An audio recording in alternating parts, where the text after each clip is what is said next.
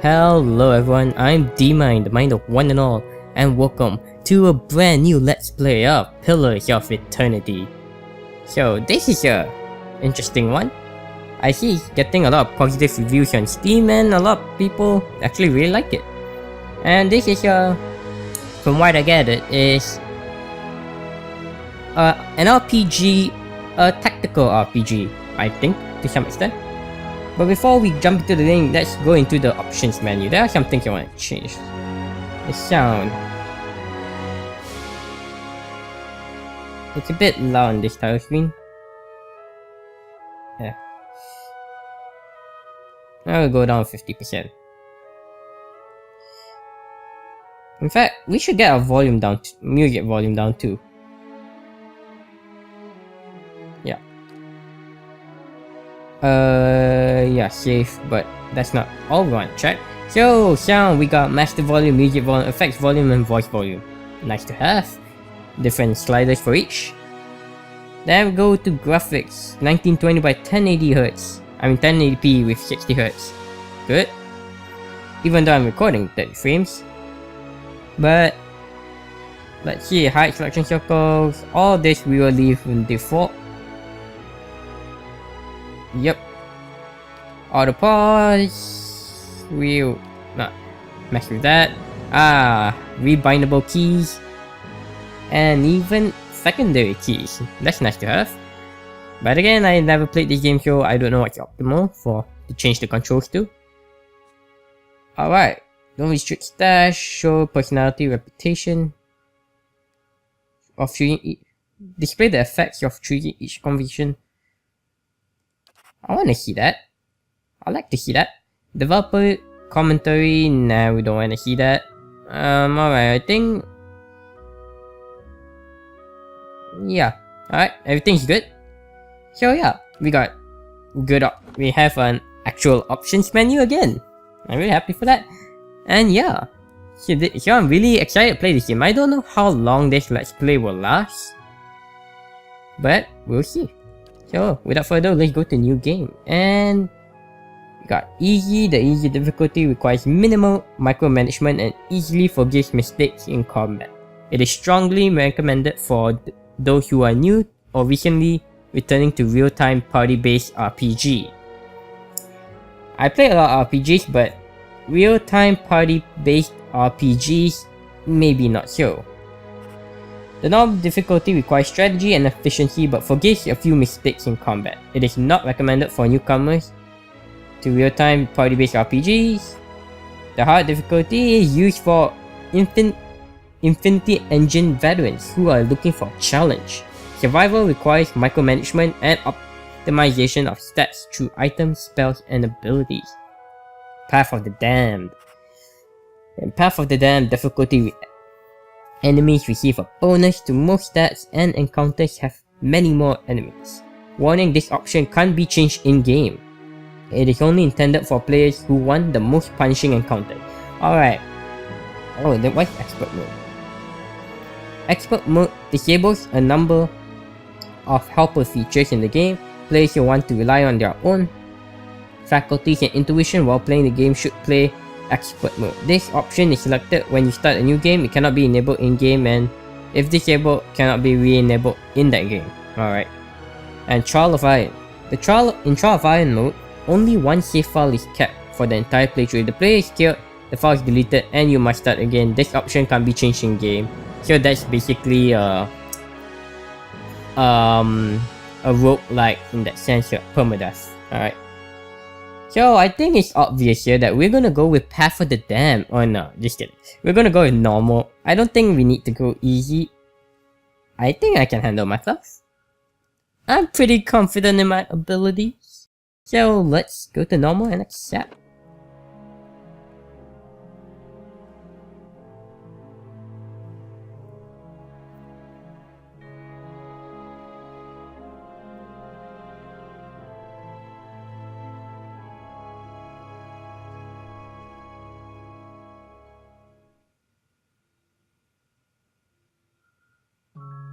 Five wagons grope blindly for the path on a starless night.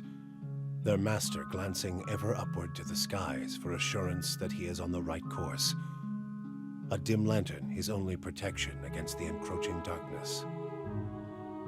But the skies bring no comfort, shining no light, betraying no hint of what they know.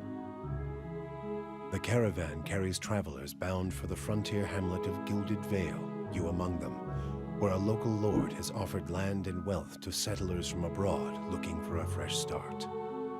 You have taken suddenly ill, sweating and shivering, and one of the other travelers signals for the caravan master to stop on your behalf. He pulls up just in time to avoid plowing into the trunk of a fallen tree that bars the way ahead. You will go no further tonight. Alright, so it did the reading for me, so let's start, shall we?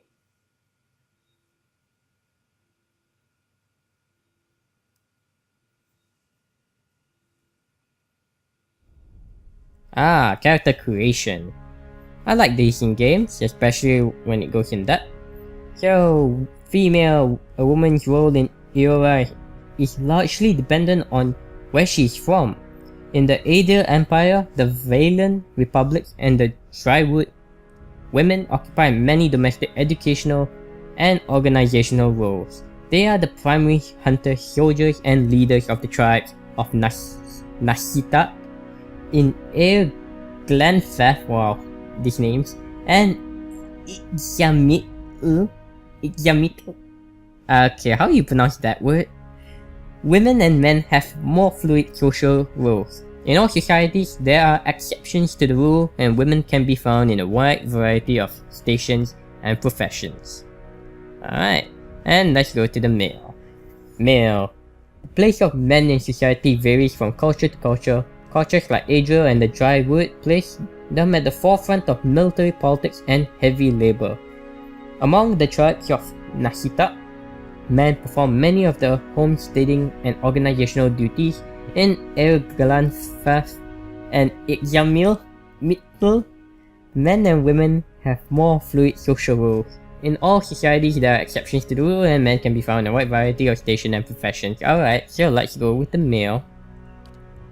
Alright, humans. Humans, commonly called folk, are the most common race in the Drywood and the Adria Empire, Old Vaila, and the Valian Republics.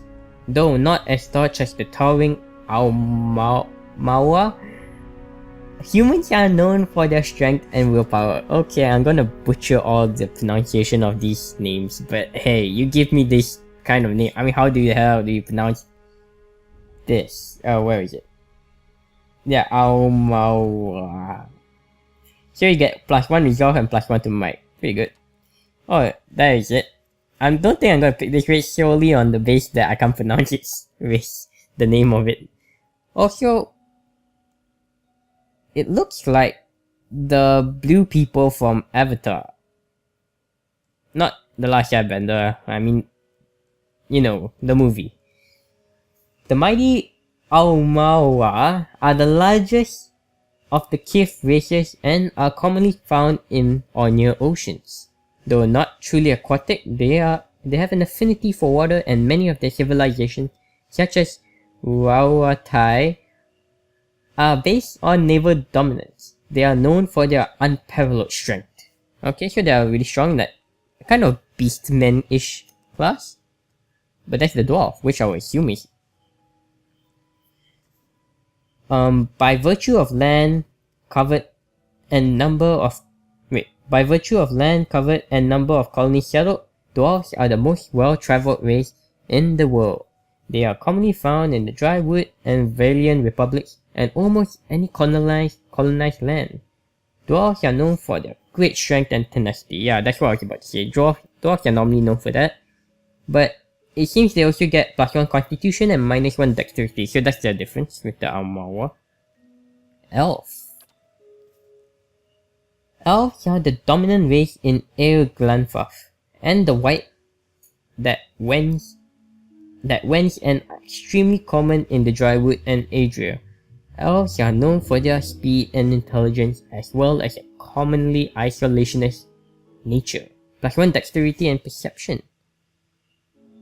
So they're a bit of speedy race. I wonder if this...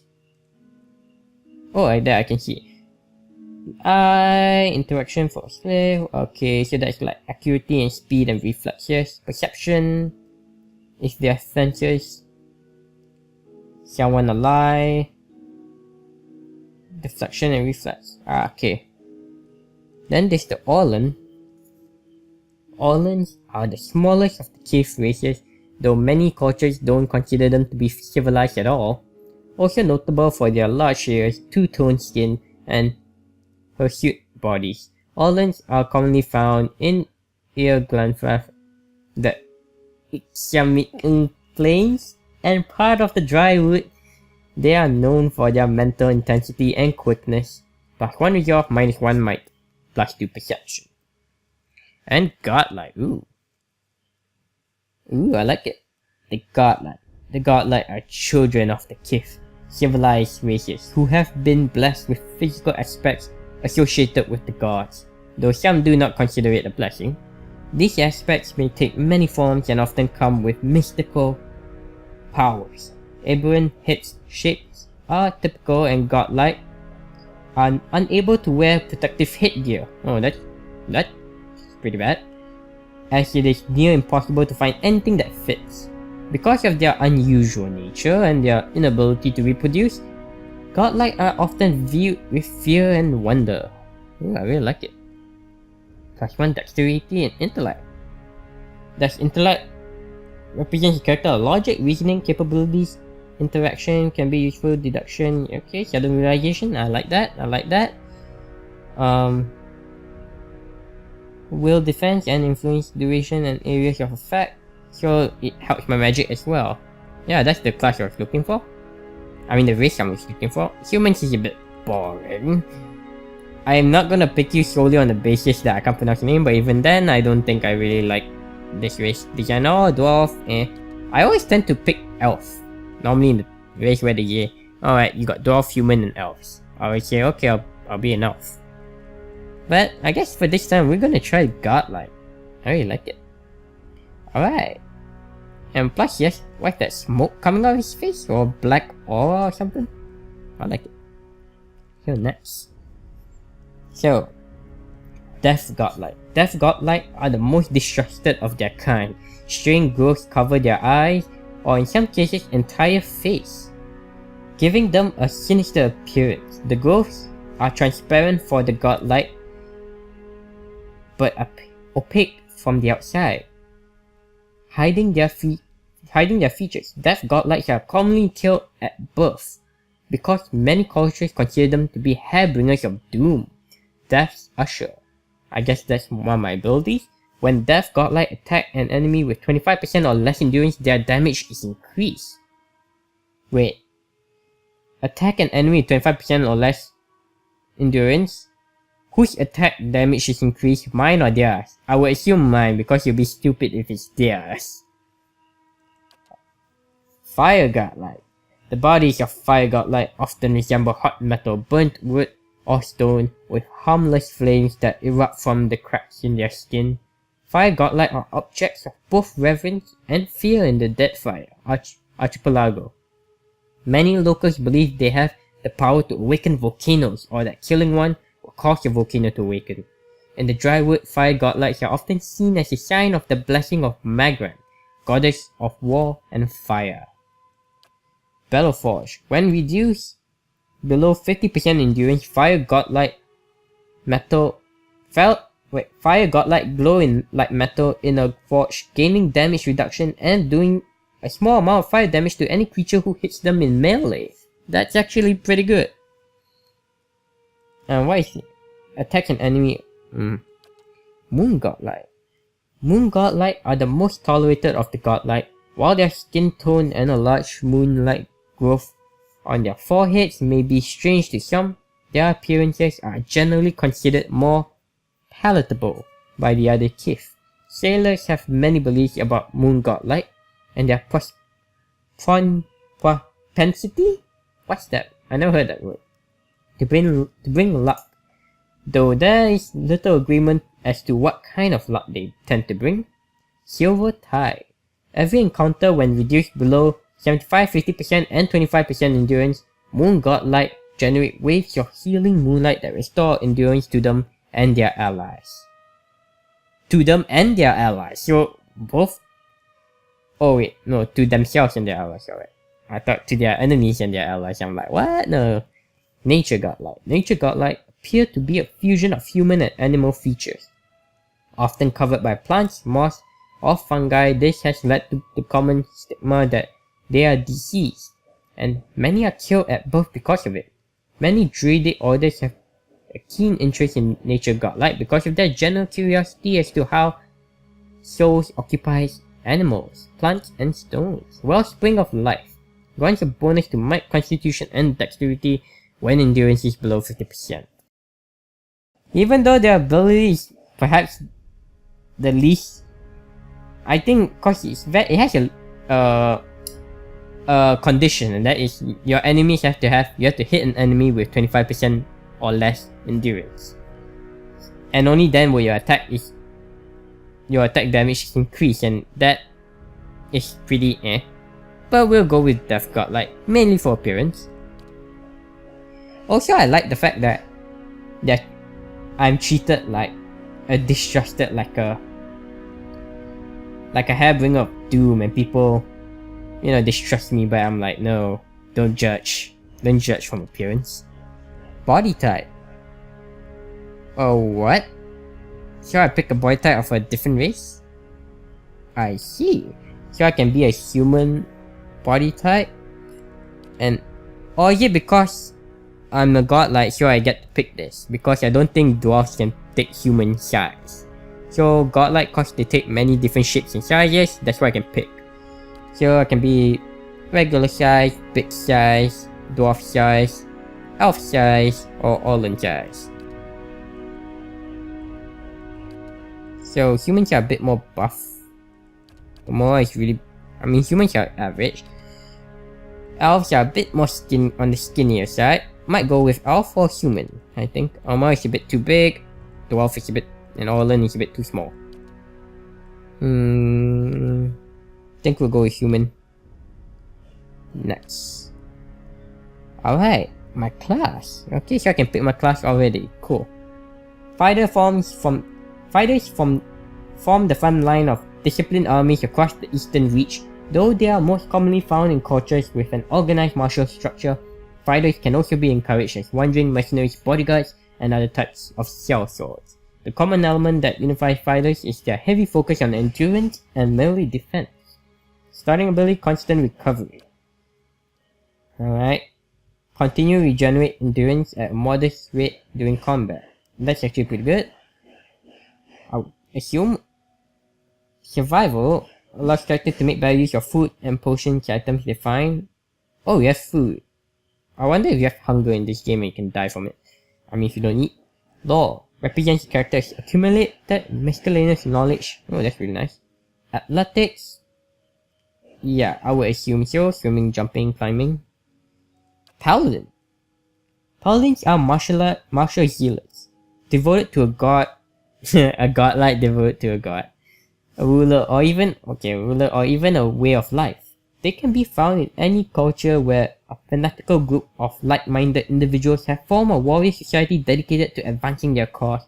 Among those aligned to their worldview, paladins are viewed with respect and admiration, with a bit of fear. Many paladins hold leadership positions in armies and mercenary companies, but in the heat of battle, their fanaticism often overrules the chain of command and common sense. I don't think I like the way the paladin is. Like, because yeah, they're, I wouldn't say biased, but you know, they have a simplistic, their way of thinking. They don't, and that's not how I play my RPGs. No. I play as the class that is the unlikely hero. Faith and Conviction have an inherent bonus to all their defense, but actually they're pretty good abilities and stats, I think. Yeah. Cypher, what's this? A recent discovery in the Eastern Reach, ciphers were once called Brish. I'm sorry, I'm gonna butcher this in whatever language this is. If it's even in the language Vishalgwyn. Mind Hunters. By the Glephadens, ciphers have the ability to direct, contact, and manipulate another person's soul and psyche. Ooh. Using an ally's or enemy's essence as the focus for their magic. Though most ciphers are still found in the Eastern Reach, practitioners of the techniques have spread throughout the known world. They are gaining acceptance over time, but are generally distrusted, especially by the uneducated. Oh, I like it. Stealth. Ooh, got stealth. I also like stealth. Law, mechanics. Okay, traps and not the such. Power ciphers can directly target allies and enemies with powerful soul focus effects. These powers cause focus, which ciphers build through the use of their soul whip. Alright, I like it. I like interesting classes. Barbarian, I would assume they are like the berserker. Yeah, it even says they're berserkers. Simple, it's very easy to understand. They go mainly all offense, not much for defense, but they're has a lot of attack and endurance. And perhaps HP. Yep. I don't think I need to read much, I can really tell, but let's read their backstory a bit. Brutes, madmen, berserkers, those city-dwelling people often use the term barbarian with a dose of disrespect. These rural warriors are respected by their communities for their ferocity and fearsome presence on the battlefield. Barbarians have a special, almost religious role in some cultures, but in many places, the undisciplined, fearless style of the barbarian is simply how warriors conduct themselves. Alright. Ranger, a typical class in RPGs.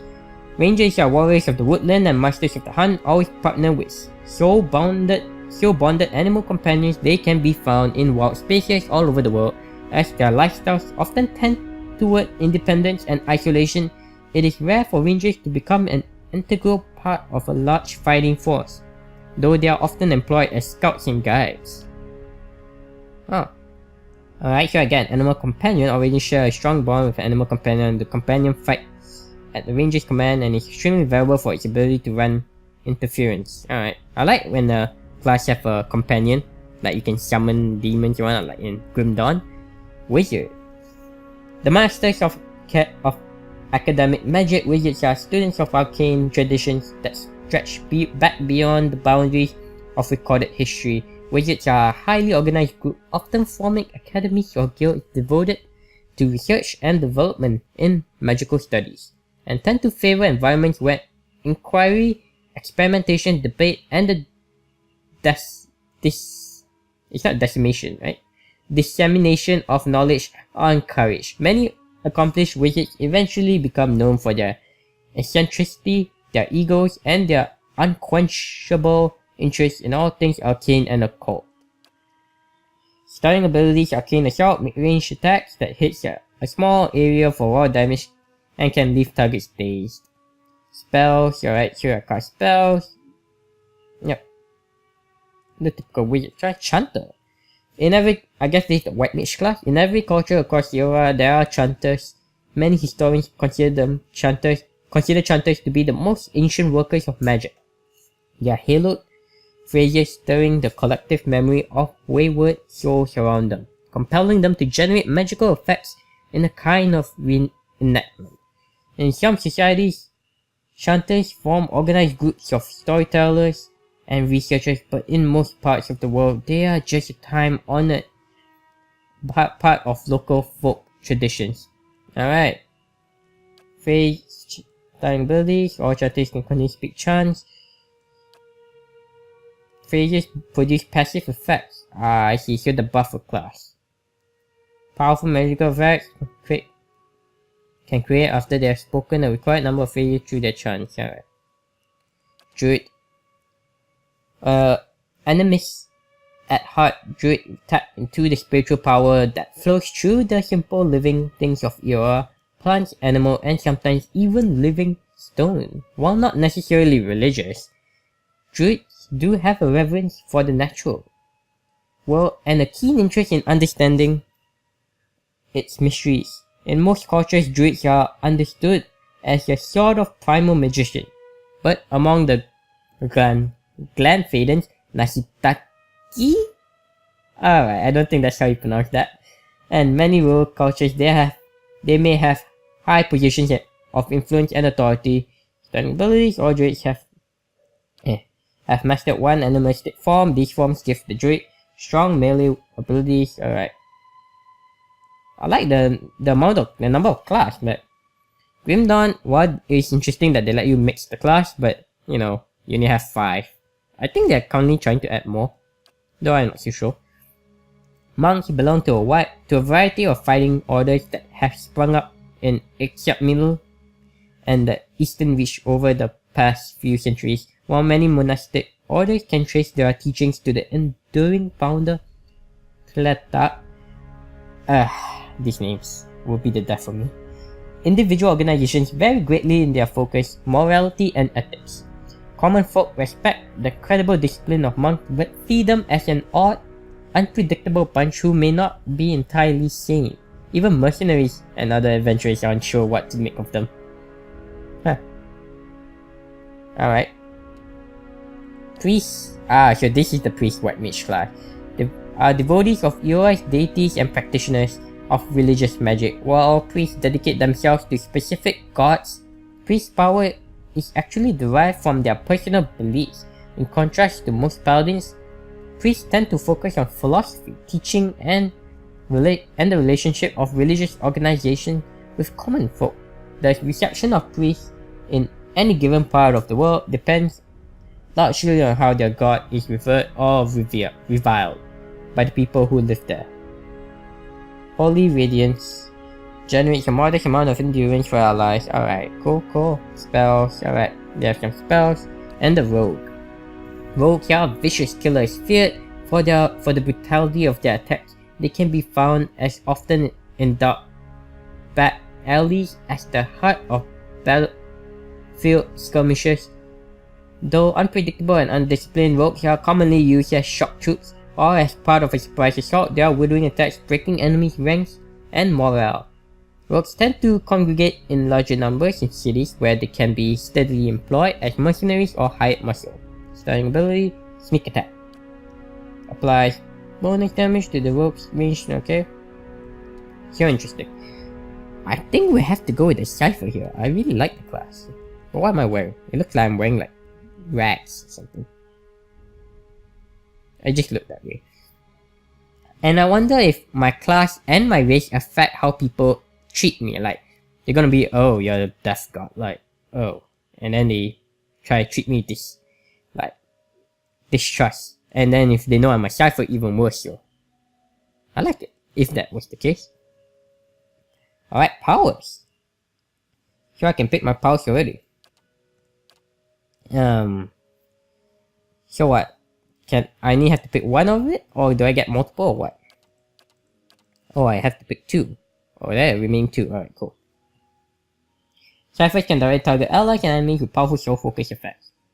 These powers cost focus which Cyphers build through the use of their soul whip. Okay, what's the antipathic field? Creates a toxic physical manifestation of the mutual antipathy between the Cypher and the enemy target. Anyone caught in the path between the two will suffer corrosive damage. Alright, a mutual antipathy. 10 focus speed, average range 15 meters, duration 6 seconds. Corrosive damage, alright. Eye Strike shocks an enemy's visual receptors, dazing and blinding them as well as blinding nearby targets. Oh, so I'm a bit of a debuff class. Mind Wave. Target becomes the object of a concussive blast of psychic energy, suffering raw damage from the trauma. Characters in a conical area behind the target failing a fortitude check are knocked prone from the blast. Alright, I think I like that one. Soul Shock. Briefly transform the outer shell of an allied target's soul into energy, releasing an electrical burst around them. Characters standing in the area around the target take shock damage. This is a very peculiar class. I don't know how to play this. Like you know how rogues play, how warriors play, how white mage and mage plays, but you know, It sails the target grasp from reality, frightening and confusing though. Interesting. Whispers of treason. Imparts a bedeviling secret to an enemy that causes its allegiance to bend, charming them for the duration. So basically I get them on my side? That'd be really cool. So I want Mind Wave. I'm not sure about this. This just blinds and daze them. I want to try Whisper Tree again. Let's see how that works. Oh no. Oh no, Mind Wave. So the next powers are all hit. Alright. So I'm a Cypher. Attributes. Okay, so they have a stash there to recommend me for Cypher. Yes. Okay, that's cool. Really nice how they do that for you, because some people will know Might, but would I have guessed Might? I guess I'm also a bit of a melee class, so I'm like, yeah, I really like the Oculus right from the previous game. So I want 5 to go to intellect, 3, 1, 2, 3. Recommended, highly recommended for Cypher. Okay, what's Resolve do? Reflects your character's internal drive, determination, fearlessness, and the emotional intensity they can project to others. It can be useful for mental intimidation combat. Alright. Perception. Sensors. Reflects constitution. I would like some constitution. So I want perception. And perception. Alright. Maybe we can go a bit down on this to increase constitution. Dexterity is action speed. Alright. I think this is good. Alright, next. Culture. This whole episode is gonna be me building my character, but you know what? I'm going through with it. The Adriel Empire is currently the largest and most powerful force in this part of the world. It is centered around the equator and has a tropical climate. Though the Empire has colonies in numerous areas of the world, Greater Adriel is at its heart and houses the majority of its human and elven nations. I wouldn't fit in there. Oh, my army changes depending on where I start. Deadfire Archipelago, consisting of the nation of Nashita, dozens of Amawa settlements, and hundreds of lawless, pirate-infested islands that stretch along the southern sea. Deadfire is home to boreal dwarves, Amawa, and a mix of variety of other races. Deadfire Archipelago is the last stop for anyone headed east. A multitude of monstrous sea creatures infest the ocean beyond, making travel virtually impossible. Oh wait, it doesn't have buff, so this gives me 1 resolve. Yep. This gives me 1 dexterity. Yep. Ixamital Plains. Located to the northeast of Ir-Glenfarth, the Ixamital Plains are a large expanse of fertile savannas that are extensively farmed by humans and Orlan residents. The Ixamital culture is one of the oldest in the world, though one of the least imperialistic, having spread out little over the past several thousand years. Alright. Old Vila. Once the crown jewel of the Southern Seas, Old Vila is now the crumbled remnants of an empire of warring merchant nations. Counting many humans and dwarves among their ranks, the old Valiant countries are still forces to be reckoned with and are proud of their rich cultural heritage. Rawatai? Dominated by the Amawa nation of Rawatai, the Gulf itself is host to a number of nations, most of them Amawa, Orlan, and Dwarven. Though these countries are relatively young, they are some of the most advanced colonial settlements in the east. The Gulf is a land of riches and resources for those who can take them, though the entire coast is often pummeled by violent storm. Constitution +1. The Living Lands. The Living Lands is the mountainous region of a large northern island renowned for its diversity of plant and animal life. Its weather is unpredictable and its ecosystem varies dramatically from valley to valley. The living lands are home to an assortment of races in a variety of colonial and independent settlements. The white and that wens. A large cracked southern expanse of polar ice, the white that wens is home to pale elves and small colonies of daring explorers, outcasts and adventurers. While virtually no plant life grows in the white, it is home to many hardy species of dangerous animals that forage from the sea or prey upon each other to survive. Alright, so we got my constitution. I'm thinking of this. Oh, I'm also thinking of this.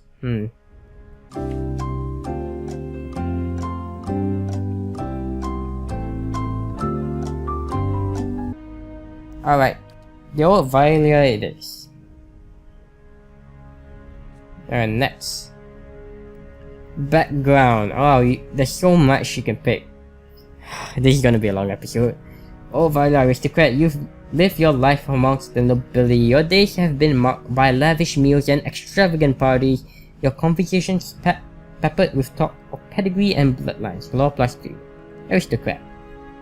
Colonist. You were part of a group that founded a fledgling colony in a distant land.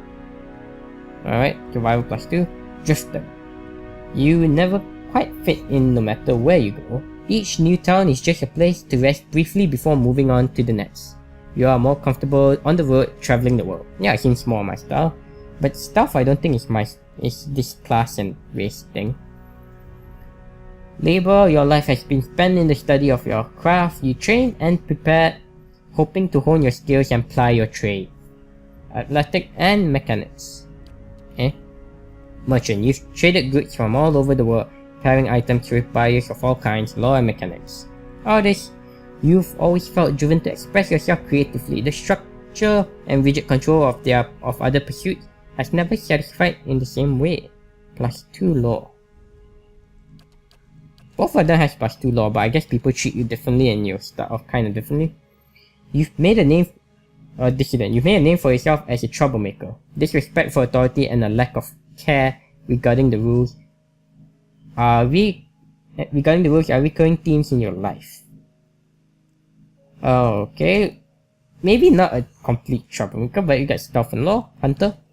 You live for the thrill of the chase, whether for glory or for sustenance. You have made your living taking the life of wild creatures.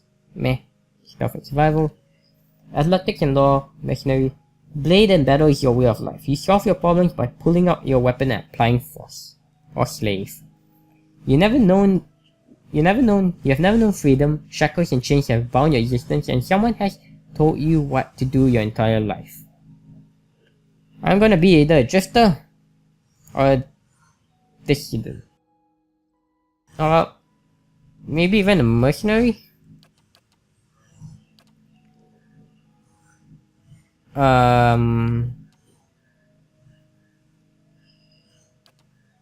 No, I'm gonna be a drifter. Fits my theme more. And my race and my class. Colors. I have to ask, is that a helmet or part of my head?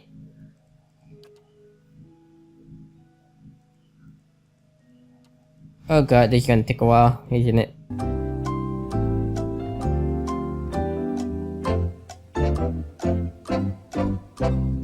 Alright. I can't change my facial hair or hair. Mainly because I have none.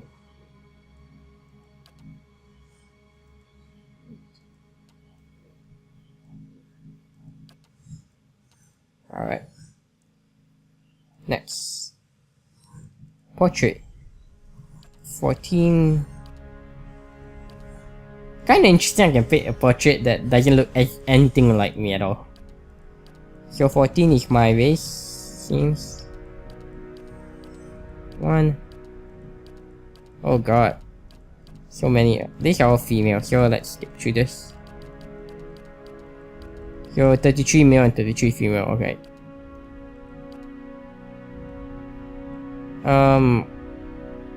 Doesn't really. I have horns.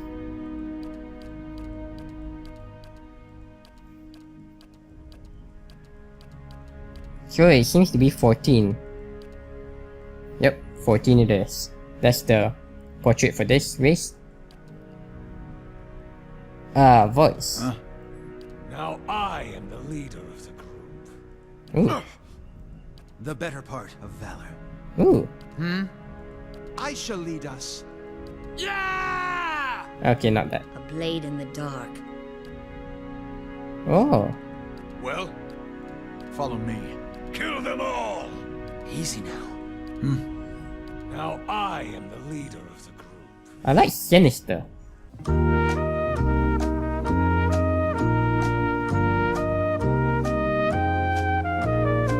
Follow me. I'm torn between Stoic and Sinister. Bring them down! A blade in the dark. Alright, I'm gonna go Sinister. Haha. Enter the name. Enter your name. Of course, it's D-Mine. I finally created my character. God.